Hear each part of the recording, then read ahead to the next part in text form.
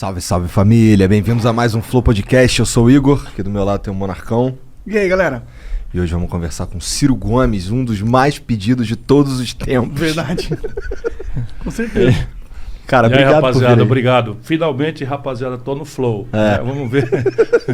A galera já tá, até no Twitter já tá em primeiro lugar Nos Trending Trending Topics, Topics, é isso aí. É. Obrigado, cara, sério, por vir aqui, porque Eu agradeço muito a vocês, é uma oportunidade de conversar com a rapaziada aí.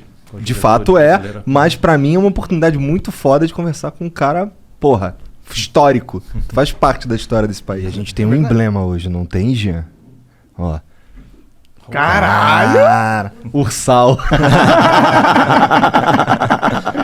Da hora, ó, se você quiser resgatar Eu não esse tinha emblema, visto ainda, ficou maneiro. ficou maneiro demais. Quem que fez isso aí? Tu Esse é sabe o dessa Lipnero. história? Eu vi no debate. Pois é. Eu vi no debate. Bom, se quiser resgatar esse emblema só nas próximas 24 horas, depois nunca mais, o código é Turma Boa, tá bom? Resgata lá no nosso site, só criar uma conta lá de graça, tá bom? Caraca, ela tá austero no Tá. retrato. Ela... Pô, ficou maneiro. Esse aí é um artista que eu não conheço. Esse aí é uma indicação do Gigalvão, o Lipnero lá, já fez do Pondé também muito bem. Entendi. O cara entendi. é brabo. Maneiro, ficou Ficou bom, maneiro. ficou bom. Careta, mentirosa, sabe, suja, E tá mal completamente cheirosa. descrente. A população tá Não descrente. quer participar, porque, É. porra, não é brinquedo, não. Assim, a contradição é muito grande. Porém, a gente tem que ter, com muita humildade, o esforço disciplinar, dizer, meu irmão, o preço da carne, o preço do feijão, que está tudo estourando aí no supermercado, tudo isso é a política que resolve. Então, fora da política não tem solução. É uma desgraça, é aquela M, a palavra M, eu estou bem, eu estou entendendo. É uma merda? É isso. Então, é o que o nosso povo fala. Mas assim, e aí? Não tem outra coisa para botar no lugar. Não tem um algoritmo, não sabe? Não tem um... Não tem como você acabar com a política na Não sociedade, tem, né? não tem. Mas você pode mudar o sistema. Tem que mudar o sistema. Mas a gente não consegue, por isso que é frustrante. Mas a minha geração conseguiu. Conseguiu? Olha, eu tenho 63 anos. Né? Eu sou um avô. A rapaziada que está Não, ouvindo aí a gente... Tem a idade do meu pai. Pois é. Vai. Então, mas eu sou avô, tenho 2 netos. Então, veja, a minha geração, quando tinha a idade de vocês, era vigiada por uma ditadura. Sim. Então, teu baseadinho ia dar problema sério, porque não era... Não, o fato da gente estar de aqui tá conversando. era cana. Era cana, era tortura, exílio, muita gente morreu, muitos equívocos e tal, muita coisa.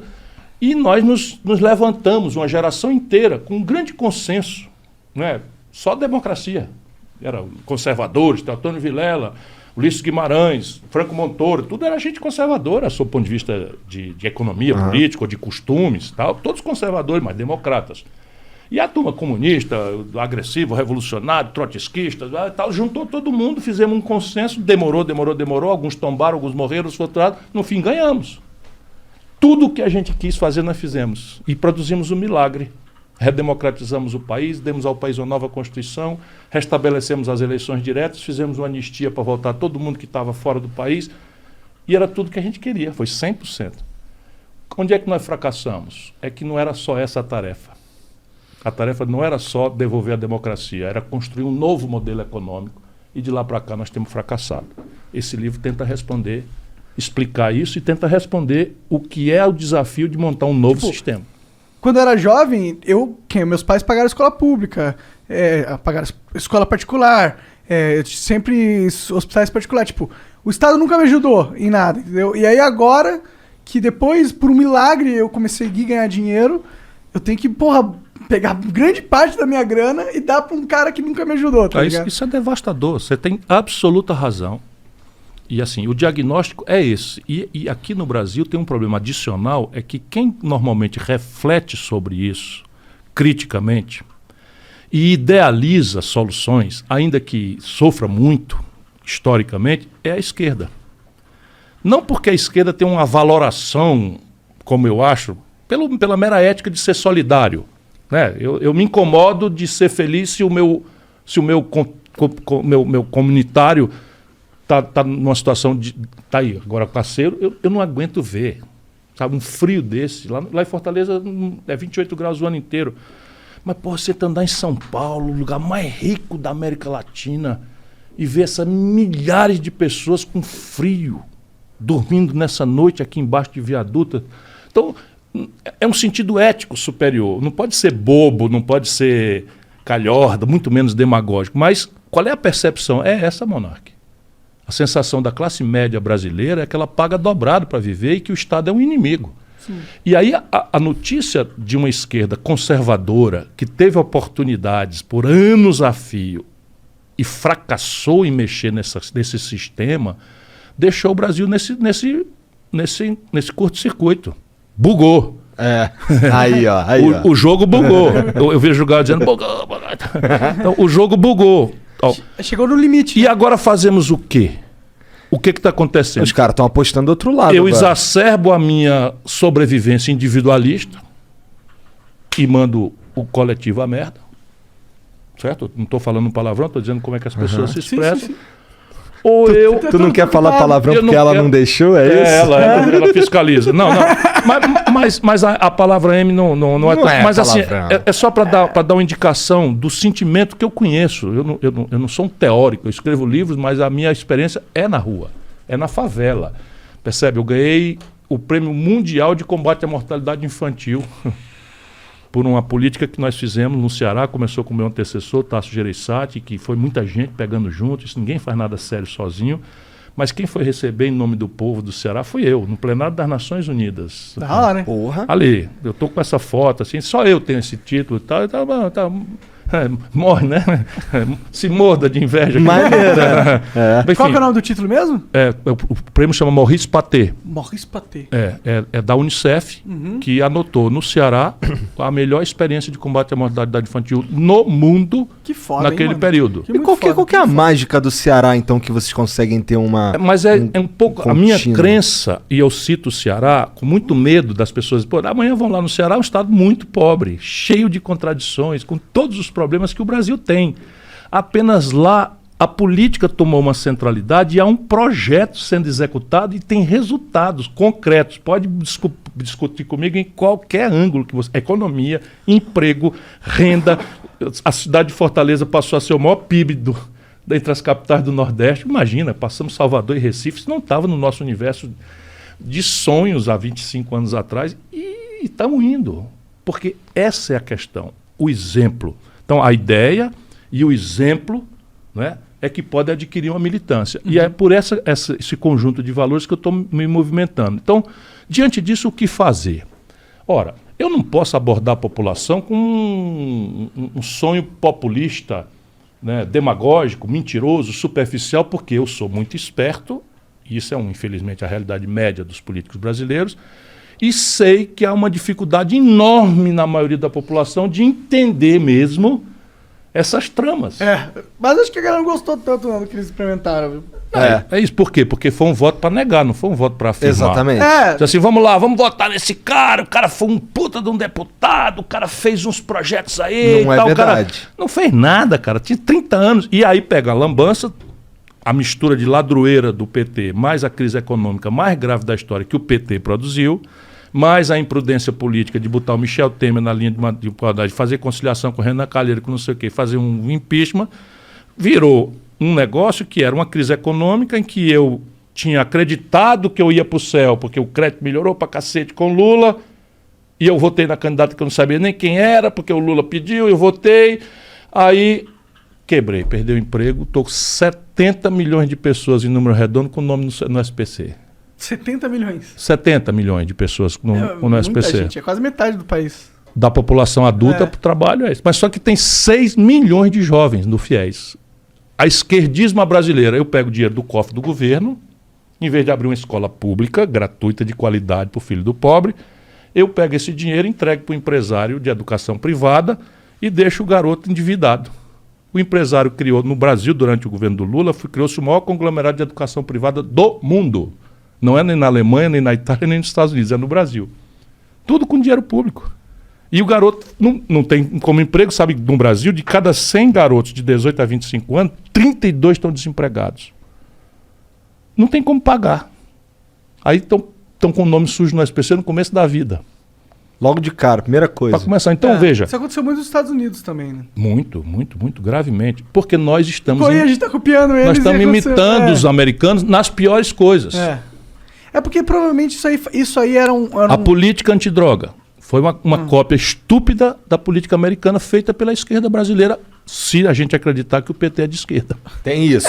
Eu não acredito nisso muito, Nem não. eu. Porque eles não foram o próprio PT, a Dilma, que deu isenção de impostos para as maiores empresas do Brasil. No... 324 bilhões com B de bola por ano de dispensa de imposto. Olha de o quanto barão, de dinheiro rico. Isso aí dava para você Por fazer... ano. Dá para fazer uma 10 farra de Bolsas educação, Famílias. de creche. É. Dá para fazer 10 Bolsas Famílias num ano. Então... Caralho, o Monark tava certo nos dados. Caralho! Caralho, essa daí foi foda. Sempre tem uma primeira vez, né?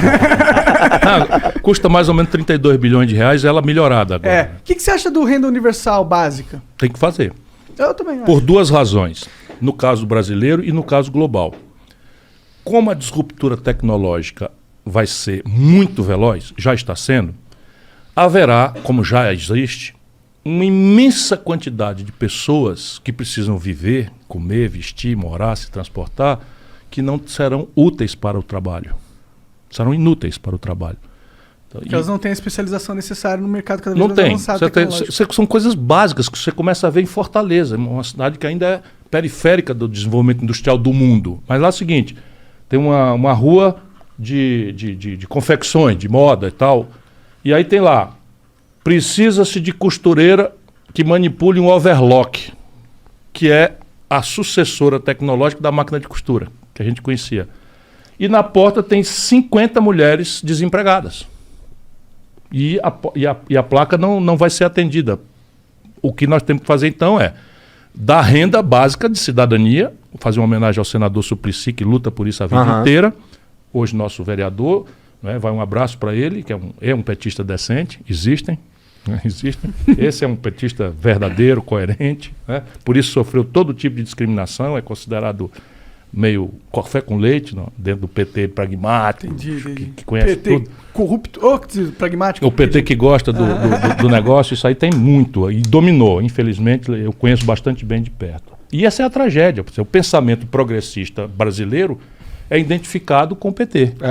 É o principal partido, tem uma relevância. Mas eles pegam essa praxa pra eles, né? Pegam e satanizam os outros.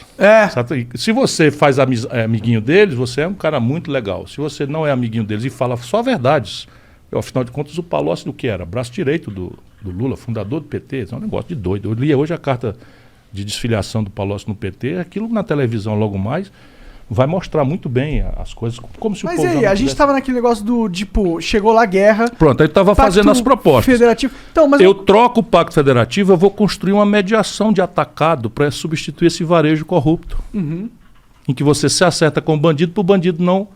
De forma bandida para o bandido não perseguir tua bandidagem. Isso é um negócio que não deu certo. Sim. Por quê? Eu tenho muita experiência. Deu certo, eles estavam todos com a Dilma. A Dilma caiu. Deu certo, eles estavam todos com o Collor. O Collor caiu. Deu certo com Lula, que estavam todos com Lula. O senhor Roberto Jefferson teve o Correio. O Valdemar Costa Neto estava no DENIT. O Renan Calheiros estava na própria Petrobras. O Sérgio Machado na Petrobras. O Eduardo Cunha, o Lula deu Furnas. O Gedel daqueles 51 milhões. Entra no Google aí, irmão. 51 milhões de reais. Salvador, apartamento, Gedel Vieira Lima. O Lula deu o Ministério da Integração e a Dilma deu a vice-presidente da Caixa Econômica. Deu certo, o Lula foi bater na cadeia, porra. Esse é o caminho certo do fracasso. Com certeza. Nem funciona para o país, que está aí em Pandarecos, e nem funciona para os caras. O que vai funcionar é outro caminho. O Itamar funcionou. Eu fui ministro do Itamar. Não teve muito escândalo. Eu fui governador, não tive um escândalo. E os que eu tive, eu fiz o quê? Afastei o cara, mandei apurar. Num caso, o cara era culpado, problema do delegado de polícia. No outro, era ele inocente, voltou e disse, olha, ele foi agredido. A política tem muita calúnia e tal. Sim. Então, veja... Consertar o Pacto Federativo em troca de uma refundação do Pacto Constitucional Brasileiro, da reforma do país. São 3 assuntos. O financiamento, que é a questão fiscal, a reforma política, né, e a questão da questão da liberdade dos estados decidirem as próprias leis. Por exemplo, como a gente tem nos Estados Unidos, que os estados são mais autônomos para decidir sobre coisas... referente à saúde, política de drogas, armas... Isto é uma coisa que deveria ser moderna no Brasil. A questão, entretanto, é histórica. Os norte-americanos evoluíram de uma confederação, as 13 colônias. Parte delas não era inglesa, né? Louisiana, o Texas, eram México e França e tal, e teve uma guerra. Então eles fizeram a Constituição, a independência, e fizeram essa radical autonomização federativa, e por isso o presidencialismo lá funciona. Porque o presidencialismo é uma lógica de impasse. Modernamente é o seguinte, você tem um órgão, balofo, gordão, não é? Que demora 20 dias, 1 mês, 2 meses para decidir um assunto, e os negócios de Estado acontecem overnight.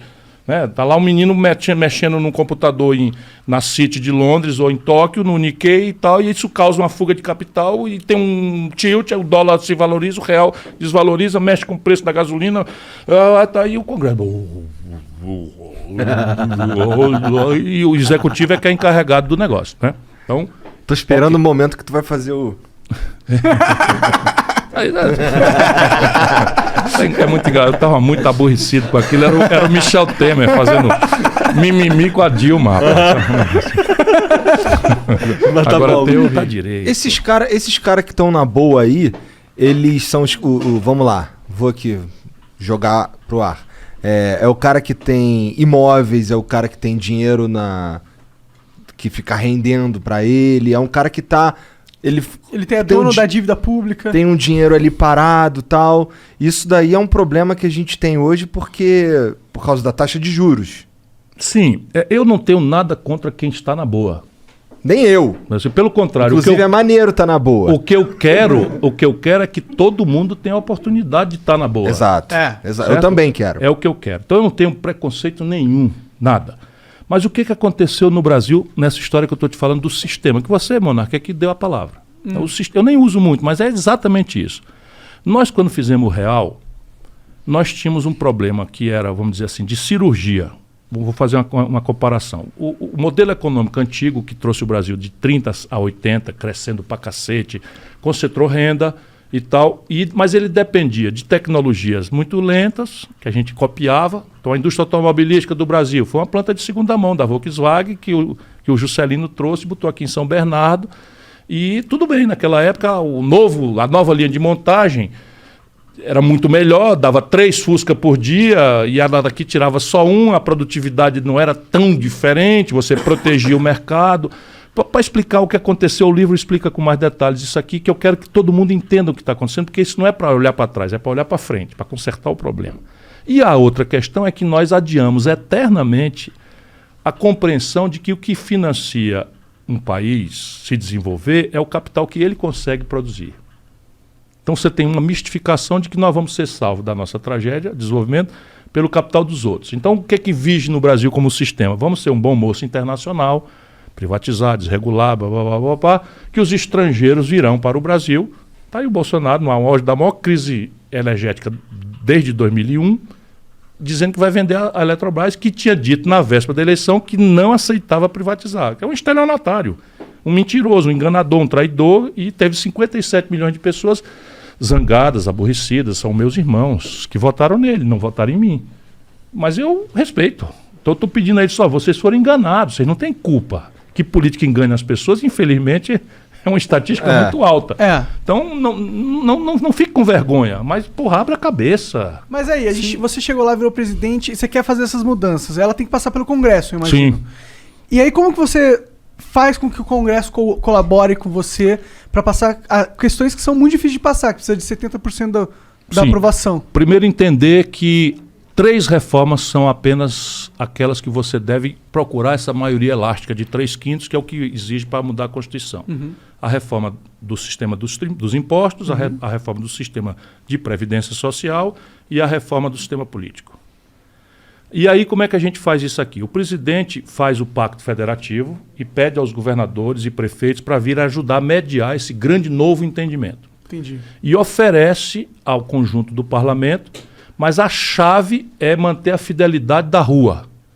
E chave derradeira, depois que esse pacto for ajuizado, e todo mundo discutir, vai ter um prazo, porque também só reforma o Brasil o presidente que tiver pressa.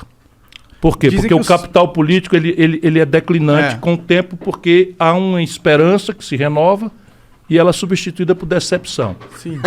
E então você tem que pegar É no os 100 auge... primeiros dias, né, dizem. 6 meses eu estou falando. 6 meses? 6 meses para ter maturidade, para a gente Entendi. discutir os assuntos, trazer a experiência internacional comparada, iluminar. Então você diz, se a gente botar um plebiscito, porque a chave final é pactuamos, tem dificuldade, vamos chamar o povo para votar.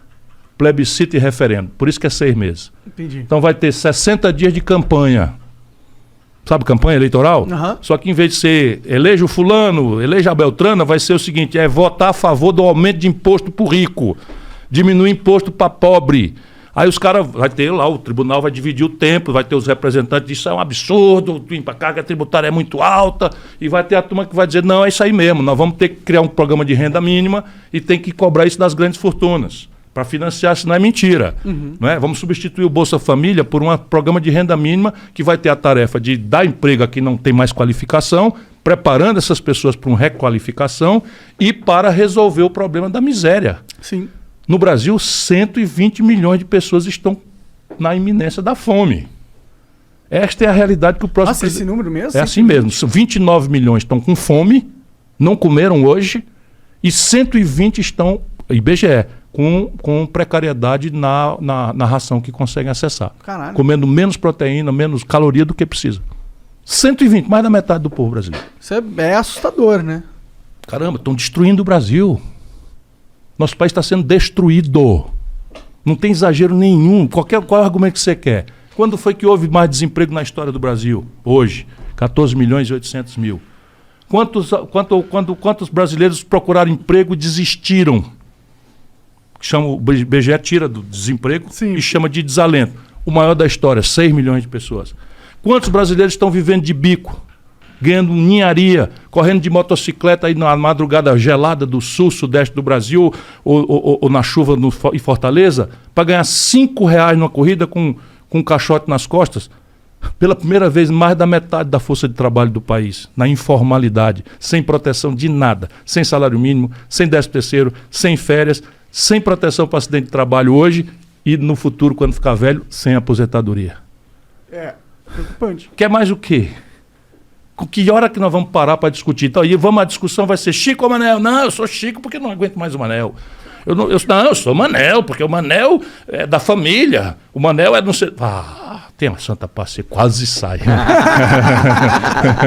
Pode falar Tá merda, vendo, pô. Gisele? Ela tá, né? Só de vigia. Quando eu era ministro da Fazenda, o Ceará tinha 5 bancos. O Ceará tinha 5 bancos. Minas Gerais tinha 12. Percebe? O dito mundo progressista brasileiro concentrou em 5 bancos. De Mas que qual que é a forma? lógica? Hein? A lógica é ajudar os amigos poderosos, porra. A lógica é essa. É tipo, eu vou dar dinheiro pro cara lá e ele vai me financiar depois. Ele riu, Igor. Eu vou perguntar aos especialistas e volto aqui, tá? Para perguntar, porque essa pergunta é difícil de responder. Meu irmão, esse é um país saqueado. Por isso que eu tenho esperança, porque se você chegar lá com moral, não é você o valentão. Eu tenho conversado com esse cara do banco. Eu disse, meu irmão, chega. O que eles falam? Nessa parte você tem razão. É?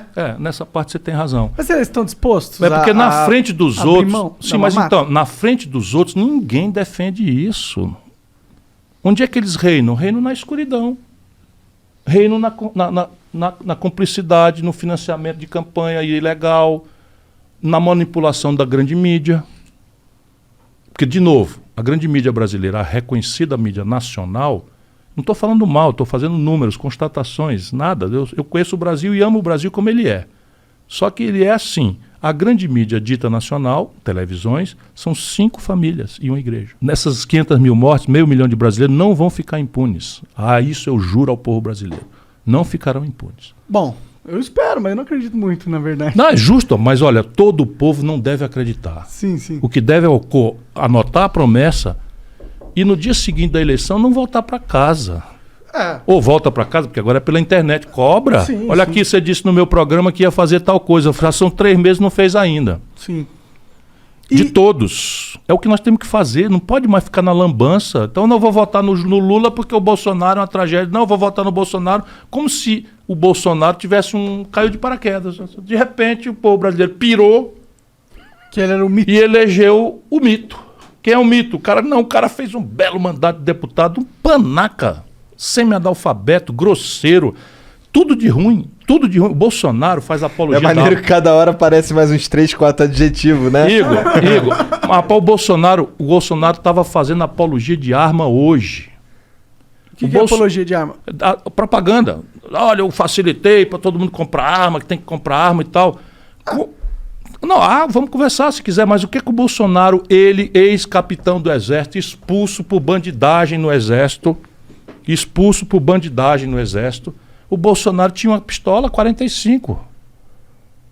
Levou do Exército, botou a pistola aqui no quadro, estava numa motocicleta no Rio de Janeiro. Aí foi assaltado, roubaram. Aí o bandido perdeu o Playboy. Ele mijou todinho nas calças e entregou a arma. Mais uma arma circulando na mão de um bandido. Por quê? Porque o bandido tem a fator surpresa. Sim.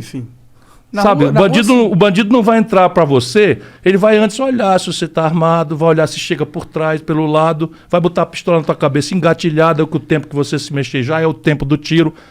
Isso é uma sabedoria do mundo. Mas também tem os bandidos tem vários vídeos aí. Não, rapaz, mas se fosse verdade que a gente fosse armar o povo para o povo se defender, eu não tinha dificuldade nenhuma. A questão é, pra mim, sobre se a gente quiser entrar nesse ponto... Não, você que sabe o que é que vamos entrar.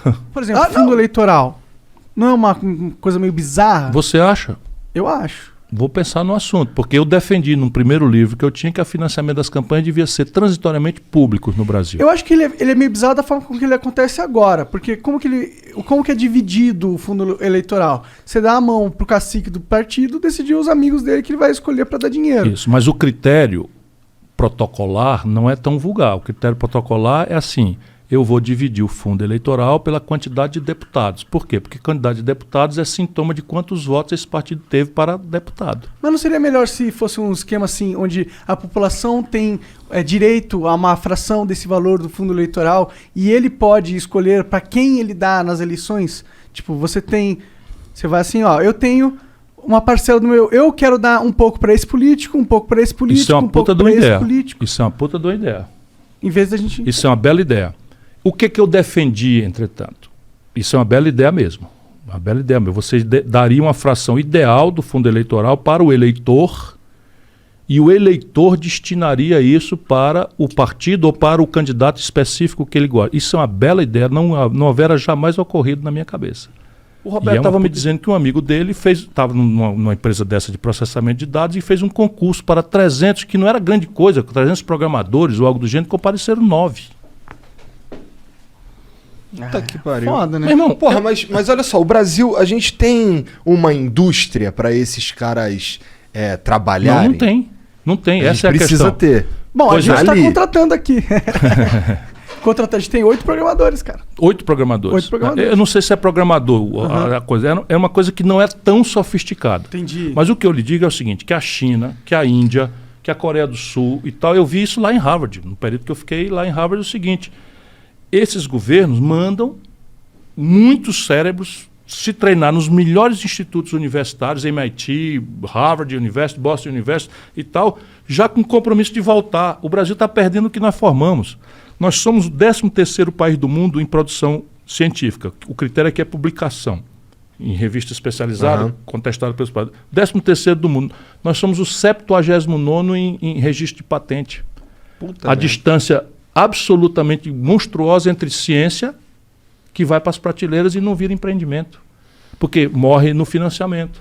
Juro alto. Não existe. A gente tem que usar até as expressões em inglês. A revolução das garagens, eu gravei um filmete sobre isso, nos Estados Unidos, aconteceu porque inventaram um tipo de capital que é assim: você tem uma ideia, essa ideia inovadora, ninguém nunca experimentou, não tem como fazer. Você é um jovem, você não tem patrimônio, você não tem avalista, você não tem confiabilidade, você é um jovem, você está começando, mas a ideia é boa. Então eu vou te dar um dinheiro que eu chamo de venture capital, lá vai, em inglês. Eu te dou um seed money, eu te dou um angel money e tal, e vai ser assim, ó. Não vai ser um empréstimo com juro que tu não sabe se essa coisa vai dar certo ou não. Não vai ser assim, vai ser assim, tu me dá 20% ou 30% da empresa se ela colar. Se não colar, ok, micou, tudo bem. Mas se colar, tu me dá 20%. O Mark Zuckerberg fundou o Facebook com o seed money de um brasileiro. Esses 20% desse... Tem um filme. Esses 20% do brasileiro fez o conterrâneo nosso bilionário. Porque o Facebook, de repente, virou sei lá quantos bilhões de dólares. Sabe quem nasceu assim? A Apple. Sabe quem nasceu assim? A Microsoft.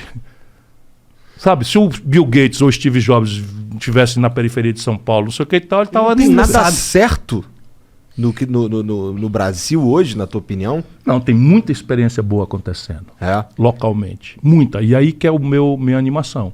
Eu te dei aqui alguns exemplos, porque eu quero que as pessoas saibam que é possível ter saída. O problema é o mais grave da história. A crise brasileira, social, econômica, política, moral, é a pior da história. Eu conheço a história brasileira por dedicar-me a estudá-la e vivi a história brasileira por dentro 40 anos agora. Eu era jovem deputado no Tancredo Neves, que veio para redemocratizar o Brasil. Então eu conheço muito esses personagens todos. Nunca houve uma situação tão grave, tão complexa, tão ameaçadora do fim da nacionalidade brasileira como nós estamos vivendo hoje. Porque também a exigência internacional agravou-se muito. Se você olhar o padrão da disputa da China com os Estados Unidos, economia do conhecimento, tecnologia, não é?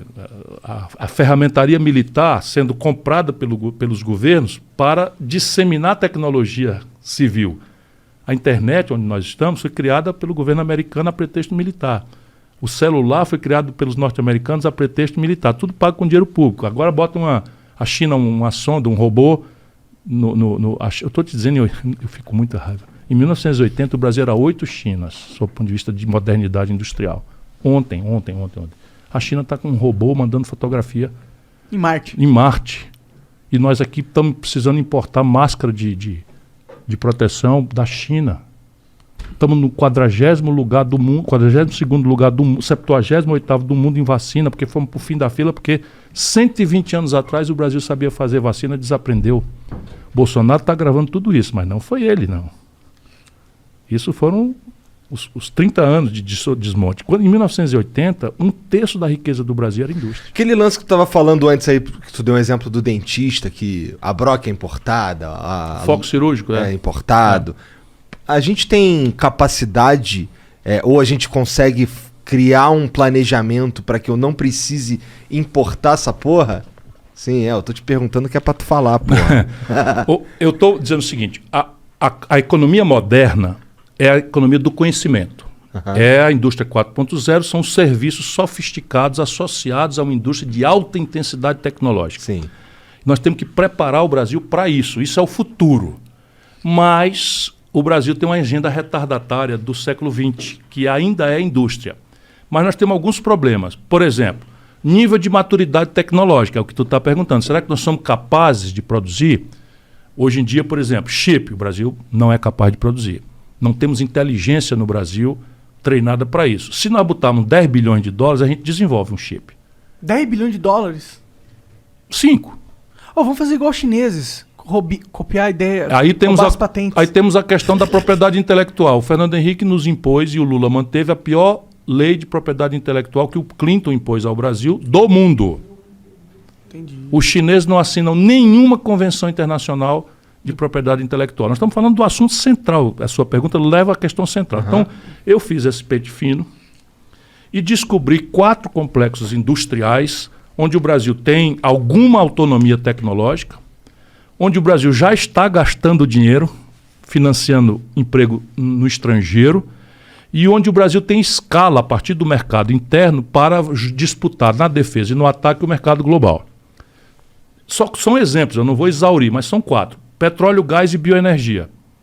Então, para a turma saber, o Brasil sabe fazer gasolina, sabe fazer óleo diesel, sabe fazer querosene de aviação há muitos anos. Neste momento, olha o escândalo como esse país é sangrado. Nesse momento, 1/3 da capacidade de produção de gasolina, óleo diesel, querosene de aviação, 100% nesse caso, querosene de aviação, estão parados. E o Brasil está importando volumes monstruosos e crescentes de gasolina do estrangeiro. Existe uma razão para eles estarem parados? Roubalheira. Alguém tem um acordo que beneficia comprar do gringo. É isso? Claro. Mas é assim, por cima da mesa sempre tem um pretexto grandiloquente. Qual é o pretexto grandiloquente? O pretexto grandiloquente é que a gasolina de fora é mais barata do que a capacidade que a Petrobras tem de produzir gasolina.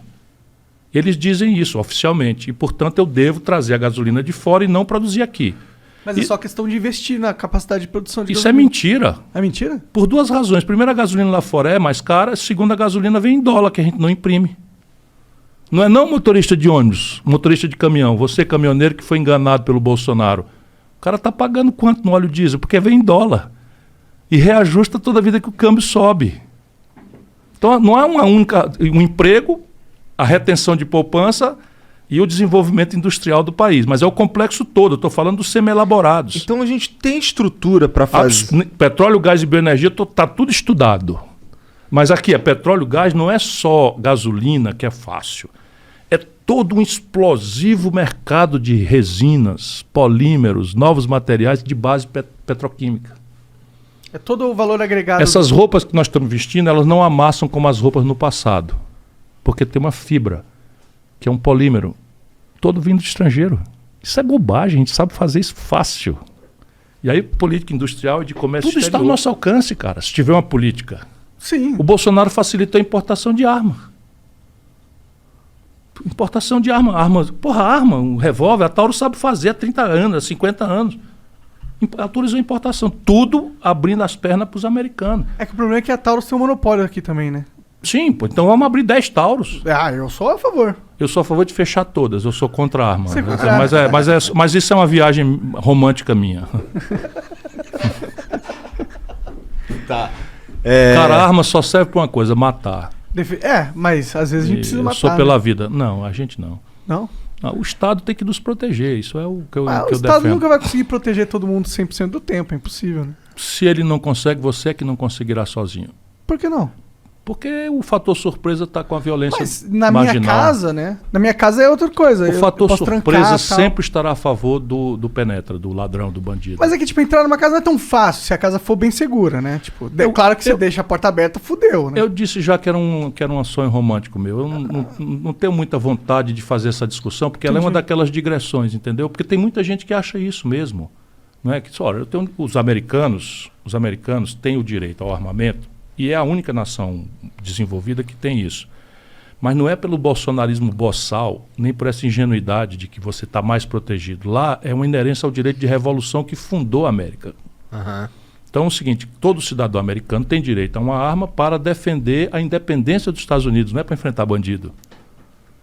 Percebe? Mas também pode ser para defender a sua própria casa. Só está vendo isso que está acontecendo lá.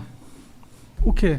Morte de civis inocentes, doidos, com armas muita chance, mas... armas de automáticas matando crianças em escolas e tal. Sim, mas se você for olhar a taxa de homicídios com armas lá, tipo, fora, pegar o geral, Pronto, aqui é maior. Aí matou, aqui é muito maior. Menos pela razão da posse de arma Sim, e mais sim. porque...